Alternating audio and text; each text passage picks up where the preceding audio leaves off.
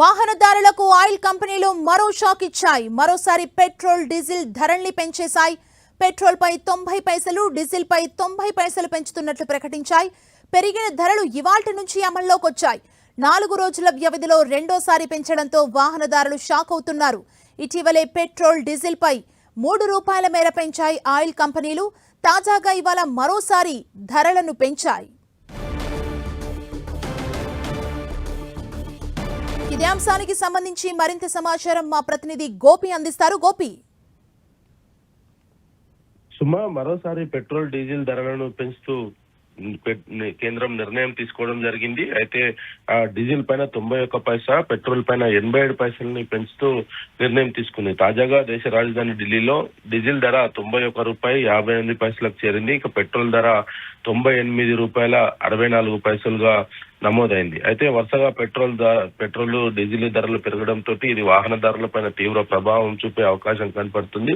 Diesel ధర పెంపు పైన ఇతర రంగాలపైన కూడా దీని ప్రభావం చాలా స్పష్టంగా కనపడుతుంది. ముఖ్యంగా రవాణా వ్యవస్థకు సంబంధించిన అంశంలపైన డీజిల్ ధర పెంపు చాలా స్పష్టంగా కనబడబోతుంది. ఇటు నిత్యావసర వస్తువుల ధరలు కూడా పెరిగే అవకాశాలు కనపడుతున్నాయి. ఒకవైపు పశ్చిమాసియాలో యుద్ధ వాతావరణ కారణము, ఇటు అజ్మూర్ జలసంధి మూసివేతతోటి దాదాపు వారం రోజుల్లోనే 2 సార్లు ఈ పెట్రోల్ డీజిల్ ధరలు పెంచుతూ కేంద్రం నిర్ణయం తీసుకుంది. అయితే పెట్రోల్ డీజిల్ ధరలకు సంబంధించి ప్రపంచ వ్యాప్తంగా కూడా కొంత ఈ ముడి చమురు కొరత ఉండడంతో ఈ యొక్క ధరలు అయితే పెరుగుతూ వస్తున్నాయి. అయితే క్రూడ్ ఆయిల్ ధర కొంత తగ్గినప్పటికీ కూడా రవాణా వ్యవస్థ పూర్తిగా నిలిచిపోవడంతో ఈ యొక్క పెట్రోలియం ఉత్పత్తుల పైన ధరలు అయితే పెరుగుతూ వస్తున్నాయి. భారతదేశం ముఖ్యంగా గత ఫిబ్రవరి 28 తర్వాత, అంటే ఇటు అమెరికా, ఇరాన్ యుద్ధ వాతావరణం తర్వాత అజ్మూర్ జలసంధిని పూర్తిగా నిలిపివేయడంతో రాకపోకలంతా కూడా పూర్తిగా నిలిచిపోవడము, ఒకవైపు దేశంలో ముడి చమురు సంబంధించిన ఉత్పత్తులు లేకపోవడము, ఇతర దేశాలపైనే ఆధారపడి పూర్తిగా దిగుమతులు చేసుకుంటున్న నేపథ్యంలోనే ఈ యొక్క ధరలైతే వరుసగా పెరుగుతూ వస్తున్నాయి. మరి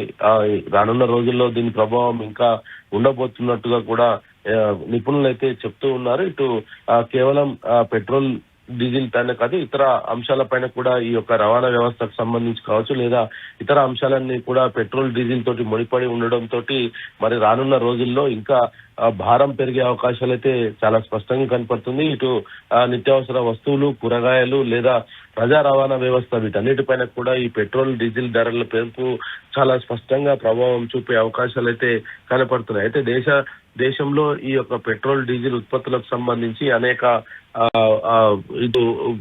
వాదనలు వినిపిస్తున్నాయి. ఒకవైపు ఇటు అజ్మూర్ జలసంధి మూసివేత ఇదంతా కూడా ప్రధాని చేతకానితనం అంటూ కూడా విపక్ష పార్టీలంతా కూడా మండిపడుతున్నప్పటికీ ఇటు ప్రపంచమంతా కూడా కొంత సంక్షోభం ఎదుర్కొంటున్న నేపథ్యంలో భారత్ ఇప్పటికీ దీనిపైన ఆచితూచి కొంత ధరల పెంపుకు సంబంధించిన అంశం కావచ్చు, లేదా పెట్రోలియం ఉత్పత్తుల కంపెనీలకు కూడా దాదాపు సీజన్ పూర్తిగా తగ్గిస్తూ కూడా గతంలో నిర్ణయం తీసుకోవడం జరిగింది. అయినప్పటికీ ప్రజలపైన భారం పడకుండా అన్ని రకాల ప్రయత్నం చేస్తున్నామని చెప్పినప్పటికీ ఇక తప్పని పరిస్థితిలోనే ధరల పెంపుదల జరుగుతుంది అనేది కూడా కొంత స్పష్టం చేయడం జరిగింది. దాంట్లో భాగంగానే ఆయన దేశ ప్రజలను ఉద్దేశించి ఇటు ప్రజా రవాణా వ్యవస్థ పైన ఆధారపడండి, సొంతంగా వాహనాలను బయటికి తీయకండి, పెట్రోల్ డీజిల్ ధరలకు సంబంధించి పెరిగినా కూడా మీరు పొదుపు చేసే అవకాశాలున్న ప్రతి అంశాన్ని పొదుపు చేయండి అంటూ కూడా ఆయన కొంత సూచనలు చేయడం జరిగింది. కేవలం ఇటు ఈ యొక్క పెట్రోలియం ఉత్పత్తుల వల్ల ఇటు రవాణా వ్యవస్థకు సంబంధించి